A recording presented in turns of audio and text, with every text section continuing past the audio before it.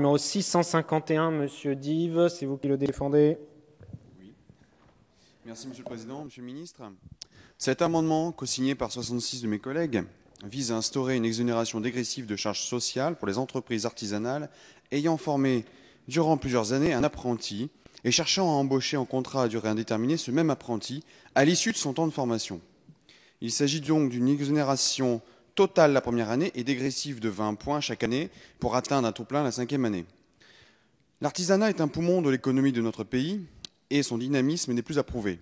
Avec plus d'1 million d'entreprises en France, plus de 3 millions d'actifs, plus de 100 000 recrutements chaque année, l'artisanat reste indéniablement la première entreprise de France.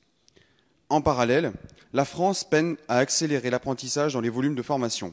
Fin 2015, on dénombre ainsi 403 000 apprentis en France, encore loin de l'objectif fixé par le gouvernement de 500 000 apprentis en 2017. De même, 7 mois après la fin de leur formation, c'est encore 35% de jeunes apprentis qui restent sans emploi. L'une des explications est l'écart du poids des charges sociales pour l'entreprise artisanale qui forme d'un côté un apprenti dont le salaire est totalement exonéré de charges sociales et salariales, et ce même apprenti dont l'embauche, elle, à l'issue de sa formation, incite à l'entreprise à supporter pleinement et de plein fouet un accroissement de charges.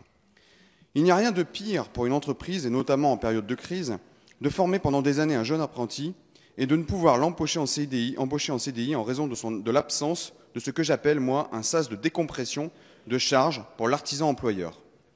Cet amendement vise donc à soutenir à la fois l'activité artisanale, et bien sûr autant en ville que dans le milieu rural, et contribue à l'insertion professionnelle de jeunes qui ont choisi cette filière.